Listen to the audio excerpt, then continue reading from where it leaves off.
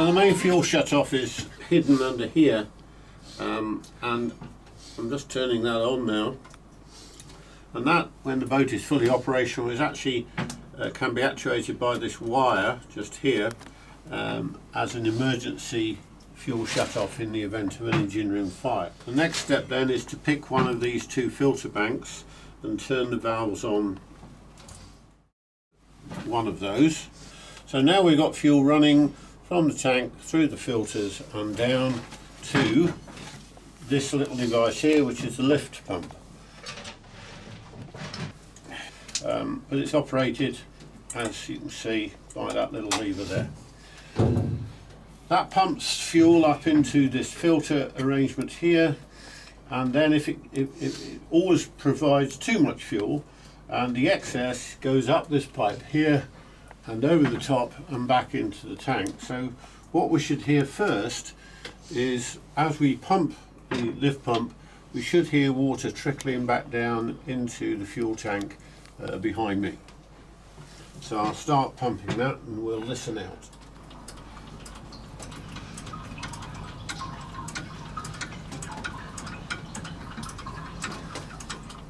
We have fuel up to the fuel filter here, otherwise known as the pepper pot, and that's good because the next place it goes to is down through this pipe and into this union for this injection pump for this bank of cylinders, and to this injection pump for that bank of cylinders.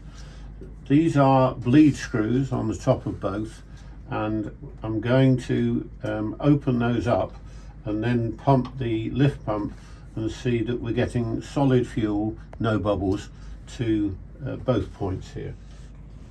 There's one, two. Okay, so those are now well open. Here we go.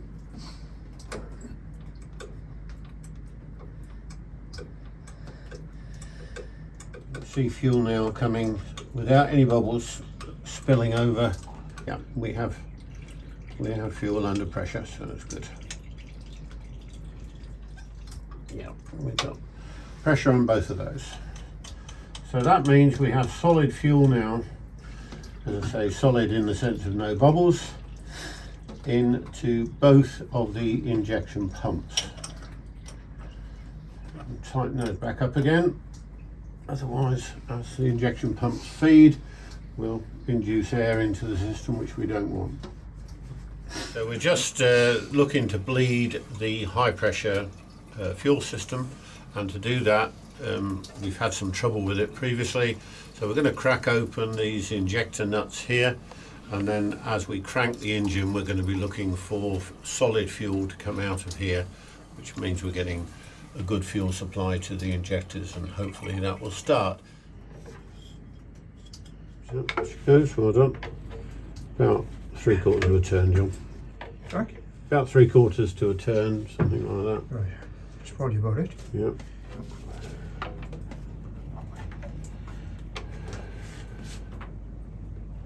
Yeah, well done. We'll try on two, maybe enough there to get it going. So we've now cracked the nuts on both of the injectors, on this cylinder and that cylinder. This one's really awkward to do, so we've left that one be. We're now going to set the decompressors. So we're just going to move the decompressors up to ease the cranking load. We've got a cold engine here, like so. That now has released any compression in the engine, so theoretically turning it over should be fairly easy. So we've now got the fuel system full, and she theoretically should fire if we crank her.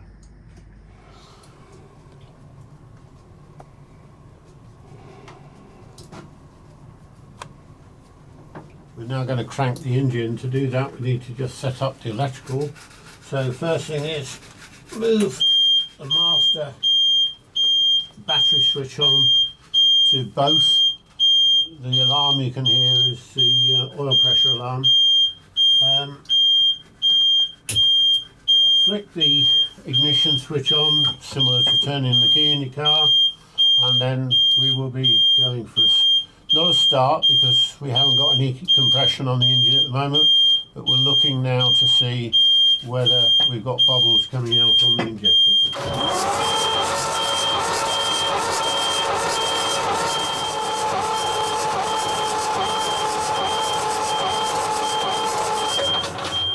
We've just cranked and not got any fuel coming out of the top of the injection lines there.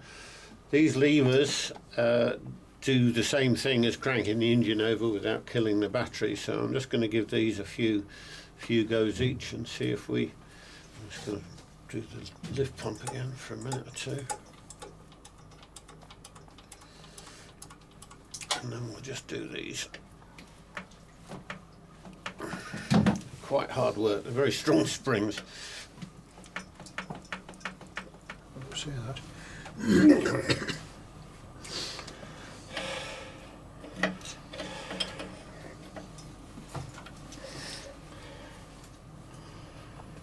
little bit of a weep there.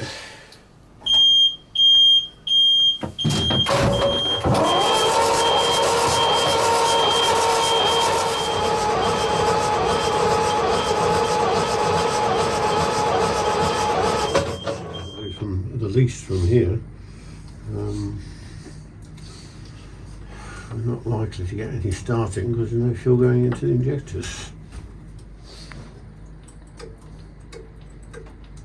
Such an easy push when we first started. It's almost like we're doing something wrong.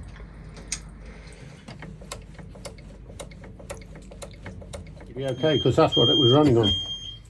So it's kicked the air out of that system. We should now get it running smoothly. And go.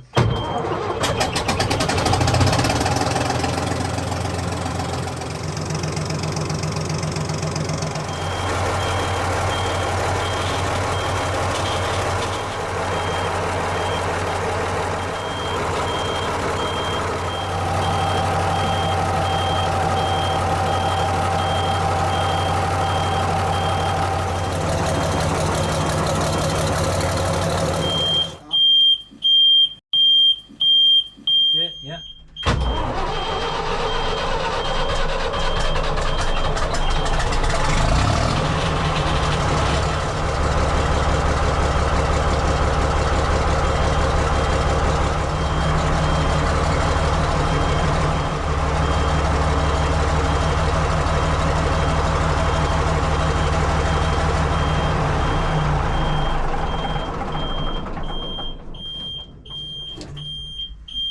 I think we can count that as a success. We're moving on with the story of trying to get the Gardner started, and our confusion, our difficulty was we seemed to have a problem where we had fuel to the low pressure ports here and here, and we had solid fuel coming out, in other words no bubbles, and we couldn't understand why we were getting no high pressure fuel coming up these lines to the injectors. Even when we cracked the injectors open, there was nothing at all coming out high pressure. And that's confusing because we didn't think we would have two pumps similarly afflicted with whatever the problem was at the same time, unless they had a common problem. The common problem could have been no fuel, but we knew we had fuel. So the second problem, or second thing that led us to the solution, was down here we have the stop lever, and that was very, very floppy. It was just flopping around like it wasn't moving anything, and that goes up to the console on the deck, and you pull this lever up, downwards to stop the engine. So we had these two problems, and then we got to thinking what else was common between these two pumps to allow to make it such that whatever the problem was, it was affecting both. And the only other thing we could think of was in here there's a thing called the rack, and the rack, if I move this gator aside, the rack is connected to both pumps. You can see it runs through that way and runs through that way, and it is moved. We can now show you, because it is moving now. It moves depending on how both the throttle and the stop lever and the governor and various other things move it. But what we found was that this rack here was stuck hard left, and that hard left position is zero fuel to the engine. So we freed it off and then lubricated it initially with some WD-40, and you can see now that if you lift the stop lever, you will start to move that to its position as ordained by the throttle itself. Once you've moved it that way, then we started to see fuel coming from the high pressure side of the system to the injectors.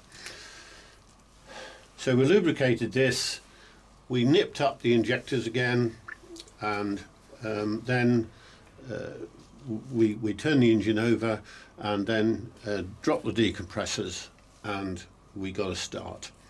So that proved then that we were getting fuel up these high pressure lines here to the injectors, and the engine itself, because this rack was not held back in the stop position, responded to the throttle and the governor and so on.